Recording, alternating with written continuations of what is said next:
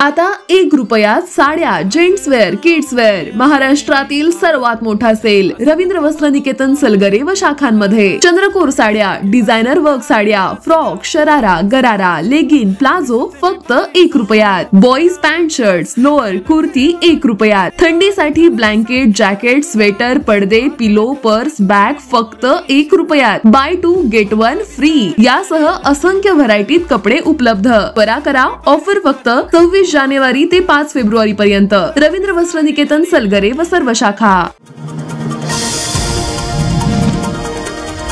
महाराष्ट्र कर्नाटक सीमेवरील जत तालुक्यात कर्जगी येथे अत्यंत हृदयद्रावक आणि संतापजनक घटना घडली. एका 4 वर्षाच्या चिमुकलीवर अमानुष अत्याचार करून तिचा निर्घृण खून करण्यात आलाय. पोलिसांनी या प्रकरणी संशयित पांडुरंग कळी याला ताब्यात घेतले. ही घटना उघडकीस आल्यानंतर संपूर्ण तालुक्यात तीव्र संतापाची लाट उसळली आहे. मयत बालिका आपल्या आजी आजोबांसोबत कर्जगी येथे राहत होती. तिचे वडील रत्नागिरी येथे कामानिमित्त गेले होते तर आई माहेरी कर्नाटकमध्ये प्रसूतीसाठी होती. सकाळी मुलगी घराबाहेर खेळत असताना अचानक बेपत्ता झाली. कुटुंबियांनी त्वरित तिचा शोध घेण्यास सुरुवात केली. गावकऱ्यांना सुद्धा माहिती देत संपूर्ण गावभर शोध मोहीम राबवण्यात आली. अखेर पोलिसांनाही कळवण्यात आलं. दरम्यान मुलीच्या घराच्या मागे राहणारा पांडुरंग कळी गावकऱ्यांसोबत शोध मोहिमेत सामील होता. मात्र त्याच्या हालचाली संशयास्पद वाटल्याने पोलिसांनी त्याची कसून चौकशी केली. सुरुवातीला पोलिसांना दिशाभूल करण्याचा प्रयत्न केल्यानंतर पोलिसांचा दबाव वाढताच त्यांनी गुन्ह्याची कबुली दिली आहे. त्यांनी पीडितेचा मृतदेह आपल्या घरातील पेटीत लपवून ठेवल्याची माहिती दिली. पोलिसांनी झडती घेतली असता मृतदेह प्लास्टिकच्या पिशवीत बांधलेल्या अवस्थेत आढळून आला. या घटनेची माहिती मिळताच पोलीस अधीक्षक संदीप घुगे आणि अप्पर पोलीस अधीक्षक ऋतू खोकर यांनी घटनास्थळी भेट दिली आहे. घटनेचा निषेध म्हणून शुक्रवारी जत बंदची हाक दिली आहे. ही घटना नुकत्याच घडलेल्या बदलापूर बलात्कार प्रकरणाशी साम्य दर्शवते. या प्रकारामुळे संपूर्ण महाराष्ट्रात भीतीचं आणि संतापाचं वातावरण निर्माण झालंय. वैद्यकीय वापरासाठी असलेल्या औषधी इंजेक्शनचा अवैधरित्या नशा करण्यासाठी विक्री करणाऱ्या टोळीतील मुख्य संशयितास अटक करण्यात पोलिसांना यश आले. महात्मा गांधी चौक पोलिसांच्या पथकाने ही कारवाई केली. या प्रकरणातील मुख्य संशयितास उत्तर प्रदेश राज्यातील मुरादाबाद येथून पोलिसांनी अटक केली आहे. इंतजार अली जाहिरुद्दीन असं मुख्य संशयिताचं नाव असून त्यास मिरजेत न्यायालयासमोर हजर केले असता दिनांक 7 फेब्रुवारीपर्यंत 3 दिवसांची पोलीस कोठडी ठोठावण्यात आली आहे. पोलिसांनी या प्रकरणात आतापर्यंत मुख्य संशयितांसह 13 जणांना अटक केली आहे. महात्मा गांधी पोलीस ठाण्याचे प्रभारी संदीप शिंदे यांच्या पथकाने काही दिवसांपूर्वी 14,46,641 रुपयाचा 1,507 इतके मॅफेनट्रमाइन सल्फेट या इंजेक्शनचा साठा हस्तगत केला होता. यावेळी पोलिसांनी 3 ताब्यात घेतलं होतं. यानंतर या प्रकरणातील साखळी उघडकीस आणण्यासाठी पोलिसांनी 2 पथके स्थापन करून तपास सुरू केला होता. पोलिसांनी कौशल्यपूर्णरित्या तपास करत 12 जणांना ताब्यात घेऊन या इंजेक्शनचा पुरवठा करण्यात येणारा मूळ स्रोत शोधून काढला. अटक करण्यात आलेल्यांपैकी अशफाक बशीर पटवेगार हा सदरचे इंजेक्शन काळ्या बाजारातून अवैध मार्गाने उत्तर प्रदेश राज्यातील मुरादाबाद येथून आणत असल्याचं निष्पन्न झालंय. त्यानुसार पोलिसांचं एक पथक मुरादाबाद येथे गेले होते. त्यांनी तिथं कारवाई करून मुख्य संशयितास ताब्यात घेतले. त्यास मुरादाबाद येथील न्यायालयात हजर करून ट्रान्झिट रिमांड घेऊन सांगली येथे पोलिसांनी आणले. या प्रकरणी पोलिसांना तपासात मोठं यश आलं असून पोलीस पुढील तपास करतायत. नशेच्या इंजेक्शन प्रकरणी थेट उत्तर प्रदेश येथून मुख्य संशयितास जेरबंद केल्याने महात्मा गांधी पोलिसांना या गुन्ह्यात मोठं यश मिळाले. महापालिका क्षेत्रात पूर नियंत्रणासाठी 500 कोटींचा प्रकल्प आराखडा 15 दिवसात अंतिम होणार आहे. यासाठी जागतिक बँकेकडून महापालिकेला निधी मिळणार आहे. लवकरच शासनाच्या मान्यतेने जागतिक बँकेकडे हा प्रकल्प पाठवला जाणार असल्याची माहिती आयुक्त शुभम गुप्ता यांनी दिली आहे. तर महापालिकेच्या 63 पैकी 56 सेवा 10 दिवसात ऑनलाईन केल्या जाणार असल्याचं त्यांनी सांगितलं आहे. ते म्हणाले, जागतिक बँक सांगली आणि कोल्हापूर पूर नियंत्रणासाठी 3,300 कोटींचं अर्थसहाय्य करणार आहे. यातून सांगली महापालिका क्षेत्रात विविध कामे करण्यात येणार आहेत. यापूर्वी प्रशासनाने 463 कोटींचा प्रकल्प आराखडा तयार केला होता. जागतिक बँकेच्या पथकासमोर मागील महिन्यात या आराखड्याचं सादरीकरण करण्यात आलंय. पथकाने प्रत्यक्ष जागेवर जाऊन पूर नियंत्रणासाठी करण्यात येणाऱ्या कामांची पाहणी केली. त्यावेळी काही सूचना महापालिकेला करण्यात आल्या. तसेच महापालिकेने या प्रकल्पात आणखीन काही कामांचा समावेश केला असल्याचं सांगितलं. सुधारित आराखडा येत्या 15 दिवसात जागतिक बँकेला सादर करण्यात येणार आहे. पूर नियंत्रणासाठी मिळणाऱ्या निधीतून शेरी नाल्यावरही काही कामे करण्यात येणार आहेत. शेरी नाल्याचं दूषित पाणी कृष्णा नदीत मिसळून नदी प्रदूषण होऊ नये यासाठी या नाल्यावर थेट गेट बसवण्यात येणार आहे. पाणी वाढत जाईल तसं गेट आपोआप बंद होईल आणि नदीत मिसळणारं पाणी अडवलं जाईल. या कामांचा प्रस्तावही पूर नियंत्रण प्रकल्पात करण्यात येणार असल्याचे आयुक्त गुप्ता यांनी सांगितले. 10वी आणि 12वीच्या बोर्ड परीक्षा संचालनात राज्य मंडळाने अनेक महत्त्वपूर्ण बदल केलेत. कॉपीमुक्त अभियान प्रभावीपणे राबवण्यासाठी मुख्य सचिव सुजाता सौनिक यांनी या परीक्षेत जिल्हा दक्षता समितीचे अध्यक्ष तथा जिल्हाधिकारी यांना स्वतः लक्ष घालण्याच्या सूचना केल्या आहेत. परीक्षेत गैरप्रकार करणारे आणि त्यांना मदत करणाऱ्यांवर दखलपात्र आणि अजामीनपात्र गुन्हे दाखल करण्यात येणार आहेत. तसेच ज्या केंद्रावर गैरमार्गाची प्रकरणे आढळून येतील अशा केंद्रांची मान्यता पुढील वर्षापासून कायमची रद्द करण्यात येणार आहे. 12वीची परीक्षा 11 फेब्रुवारीपासून आणि 10वीची परीक्षा 21 फेब्रुवारीपासून सुरू होणार आहे. परीक्षा सुरू होण्या अगोदर परीक्षा केंद्रांवरील भौतिक सुविधांची खात्री जिल्हा प्रशासनाकडून करण्यात येणार आहे. परीक्षा चालू असताना जिल्हा प्रशासनामार्फत परीक्षा केंद्रांच्या बाहेर व्हिडिओ चित्रीकरण करण्यात येईल. सर्व विभागांचे शासकीय अधिकारी आणि कर्मचाऱ्यांची भरारी पथके आणि बैठी पथके नेमण्यात येणार आहेत. परीक्षा केंद्रावर नियुक्त केलेल्या सर्व अधिकारी आणि कर्मचाऱ्यांची FRS म्हणजे चेहरा स्कॅनिंग करून ओळखद्वारे तपासणी करण्यात येईल. परीक्षा केंद्रातील 500 मीटर परिसरातील सर्व झेरॉक्स सेंटर बंद ठेवण्यात येणार आहेत. 2018 पासून झालेल्या बोर्ड परीक्षेत ज्या परीक्षा केंद्रावर गैरप्रकार आढळून आले त्या सर्व केंद्रांवरील केंद्र संचालकांसह सर्व कर्मचारी बदलण्यात येणार आहेत. तशा सूचना वरिष्ठ अधिकाऱ्यांकडून संबंधित यंत्रणेला देण्यात आल्या आहेत.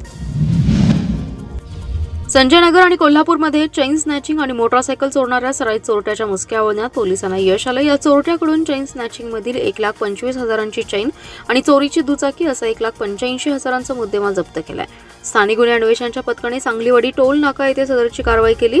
अमित दत्तात्रय वायदंडे असं अटक केलेल्या सराईताचं नाव आहे. स्थानिक गुन्हे अन्वेषणाचं एक पथक शहरात चेन स्नॅचिंग आणि मोटारसायकल चोरणाऱ्या चोरट्यांचा शोध घेत होते. यावेळी पथकातील कर्मचाऱ्यांना माहिती मिळाली की संशयित अमित वायदंडे हा सांगलीवाडी येथील बंद पडलेल्या टोल नाक्याजवळ चोरीचा माल विक्री करण्यासाठी येणार आहे. मिळालेल्या माहितीप्रमाणे पथकातील कर्मचाऱ्यांनी फल्ले मंगल कार्यालयाजवळ सापळा रचून संशयित वायदंडे याला ताब्यात घेतलं. त्याची झडती घेतली असता सोन्याची चैन मिळाली. चैन आणि दुचाकीबाबत कसून चौकशी केली असता त्याने सांगितले की काही दिवसांपूर्वी अभयनगर येथे घराबाहेर थांबलेल्या महिलेच्या गळ्यातील चैन हिस्सडा मारून लंपास केली होती. तसेच त्याच्या जवळील ॲक्टिवा मोपेड ही कोल्हापुरातून शाहूपुरी परिसरातून चोरल्याचं सांगितलं. यावेळी त्याच्याकडून सोन्याची चैन आणि दुचाकी असा 1,85,000चा मुद्देमाल जप्त करण्यात आलाय. संशयित अमित वायदंडे हा सराईत असून त्याच्यावर कुरळ पोलीस ठाण्यात फसवणुकीचा तर कोल्हापूर जिल्ह्यात चेन स्नॅचिंगचे गुन्हे दाखल असल्याची माहिती पोलिसांना मिळाली आहे. महापालिका आणि गणपती पंचायत संस्थान यांच्या संयुक्त विद्यमाने 7 ते 12 फेब्रुवारी अखेर सरकारी घाटावर कृष्णामाई महोत्सवाचं आयोजन केलंय. या महोत्सवानिमित्त विविध कार्यक्रमांचं आयोजन करण्यात आलं असल्याची माहिती आयुक्त शुभम गुप्ता यांनी दिली आहे. ते म्हणाले, कृष्णामाई महोत्सव समितीच्या वतीने या कार्यक्रमांचं संयोजन केलं जाते. 7 फेब्रुवारी रोजी सकाळी 8:15 वाजण्याच्या सुमारास आदित्यराजे विजयसिंहराजे पटवर्धन यांच्या हस्ते धर्म ध्वजारोहण होणार आहे. त्यानंतर कलश पूजन, कृष्णामाईची ओटी भरण्याचा सोहळा होणार आहे. यावेळी पालकमंत्री चंद्रकांत पाटील, खासदार विशाल पाटील, आमदार सुरेश खाडे, सुधीर गाडगीळ, जिल्हाधिकारी राजा दयानिधी आदी जण उपस्थित राहणार आहेत. सायंकाळी 4 वाजता शोभायात्रा निघणार आहे. या महोत्सवात रोज सकाळी आणि संध्याकाळी विविध धार्मिक कार्यक्रम होणार आहेत. यामध्ये कृष्णामाईची ओटी भरणी, महाआरती, महायज्ञ, रुद्राभिषेक, साधुसंत संमेलन, भजन, कीर्तन, प्रवचन, दीपोत्सव, जलपूजन, हळदी कुंकू आदी कार्यक्रमांचा समावेश आहे. रोज सकाळी 10 ते दुपारी 2 वाजेपर्यंत रक्तदान शिबिर होणार असल्याची माहिती आयुक्त शुभम गुप्ता यांनी दिली आहे. मिरजेचे आमदार सुरेश खाडे यांनी मिरजेचा उल्लेख मिनी पाकिस्तान करणं निषेधार्ह आहे. ते एका घटनात्मक पदावर असताना त्यांनी असं विधान केलंय. त्यामुळे त्यांच्यावर देशद्रोहाचा गुन्हा दाखल करा, अन्यथा आमदार खाडे यांच्यासह पोलिसांविरोधात न्यायालयात याचिका दाखल करू असा इशारा सामाजिक कार्यकर्ते विद बर्वे यांनी दिलाय. ते म्हणाले, मिरजेतील जगप्रसिद्ध दर्ग्याच्या पूजनाचा पहिला मान चांभार समाजातील मंडळींना आहे, तर अंबाबाईच्या पूजेचा मान मुस्लिम बांधवांना दिला जातो. मिरजेत हिंदू आणि मुसलमान गुण्या गोविंदाने राहतात. अशा स्थितीत मिरजेला मिनी पाकिस्तान म्हणणं देशद्रोह आहे. केवळ हिंदू मुस्लिमांमध्ये भांडणं लागावीत या दृष्ट हेतूने भारत मातेचा अवमान आमदार खाडे यांनी केलाय. विशेष म्हणजे याचा भाजपच्या एकाही नेत्याने निषेध केला नाही, हे दुर्दैव आहे. या प्रकरणी सुरेश खाडे यांना नोटीस दिली आहे, पण त्यांनी याची दखल घेतलेली नाही. पोलिसांनीच या प्रकरणाची गंभीर दखल घेत तातडीने आमदार खाडे यांच्यावर देशद्रोहाचा गुन्हा दाखल करावा, अन्यथा न्यायालयात याचिका दाखल करण्याचा इशारा बर्वे यांनी दिलाय. लाडक्या बहीण योजनेस मुख्यमंत्री युवा कार्य प्रशिक्षण योजना राज्य सरकारने जाहीर केली। या योजनेत राज्यातील लाखो युवकांनी सहभागी होत विविध ठिकाणी नियुक्ती घेतली। मात्र आता या विद्यार्थ्यांचा कार्यकाळ संपत आल्याने त्यांना नोकरीवरून कमी करण्यात येत असल्याने हे तरुण बेरोजगार होणार आहेत। या तरुणांना आहे त्या ठिकाणी कायमस्वरूपी नियुक्ती देण्यात यावी, यासाठी श्री संत बागडे बाबा मानवमित्र संघटना संस्थापक अध्यक्ष तुकाराम बाबा महाराज यांच्या वतीने बुधवारी 12 फेब्रुवारी रोजी सांगलीतील आझाद व्यायाम मंडळ येथे मुख्यमंत्री युवा कार्य योजनेत काम करणाऱ्या प्रशिक्षणार्थी युवक आणि युवतींचा राज्यव्यापी महामेळाव्याचे आयोजन केले। या मेळाव्यात पुढील आंदोलनाची दिशा ठरवणार असल्याचे तुकाराम महाराज यांनी सांगितलं। सर्व प्रशिक्षणार्थी हे सामान्य घरातील असून त्यांचे विद्यावेतन 6, 8 आणि 10 हजार असं आहे। मुख्यमंत्री आणि दोन्ही उपमुख्यमंत्र्यांनी या संदर्भात तातडीने लक्ष देऊन त्यांच्या प्रमुख मागण्यांकडे लक्ष द्यावं, अन्यथा तीव्र आंदोलनाला सामोरं जावं लागेल असा इशारा त्यांनी यावेळी दिलाय। प्रशिक्षणार्थींना कालावधीला जोडून रोजगार देण्याच्या दृष्टीने व्यवस्था करावी, विद्यावेतनात राज्यातील महागाई आणि तालुक्यातील दरडोईच्या योग्य प्रमाणात वाढ करण्यात यावी, नेमणूक करण्यात आलेल्या प्रशिक्षणार्थींना नवीन आलेल्या योजनेमध्ये तालुक्यात भरण्यात येणाऱ्या पदांवर काम करणाऱ्यांना सहभागी करून घेण्यात यावं, त्यांसह अन्य मागण्या यावेळी करण्यात आल्या। सांगली शहरातील विविध परिसरात स्वतःजवळ घातक हत्यारे घेऊन दहशत माजवण्याचा प्रयत्न करणाऱ्या 5 जणांवर सांगली शहर पोलिसांच्या गुन्हे प्रकटीकरण शाखेने कारवाईचा बडगा उगारलाय। यामध्ये रेकॉर्डवरील गुन्हेगारांसह 2 अल्पवयीन मुलांना देखील ताब्यात घेण्यात आले। या 5 जणांकडून 5 कोयते पोलिसांनी जप्त केलेत। रोहित बाळू सपाटे, सोहेल हारून शेख आणि धनंजय शैलेश भोसले अशी कारवाई केलेल्यांची नावे आहेत। बाल गुन्हेगारी रोखण्यासाठी कठोर पावले उचलण्यात येत आहेत, तसेच अवैध कृत्यांना आळा घालण्यासाठी पेट्रोलिंगवर भर देण्यात आलाय। सांगली शहर पोलीस ठाण्याच्या गुन्हे प्रकटीकरण शाखेचे कर्मचारी स्वतःजवळ घातक हत्यारे घेऊन फिरणाऱ्यांवर कारवाई करण्यासाठी पेट्रोलिंग करत होते। यावेळी संशयित रोहित सपाटे कोयता घेऊन दहशत माजवत असल्याची माहिती मिळाली। पथकातील कर्मचाऱ्यांनी तातडीने त्या ठिकाणी धाव घेत सपाटे याला ताब्यात घेऊन कोयता जप्त केला। संशयित सोहेल शेख हा 100 फुटी रोड परिसरात कोयता घेऊन दहशत माजवताना पकडून त्याच्यावर कारवाई करण्यात आली। संशयित धनंजय भोसले हा हद्दपार असतानाही कृष्णा नदीवरील बंधाऱ्यावर फिरताना आढळला। त्याची तपासणी केली असता त्याच्याजवळ कोयता मिळाला।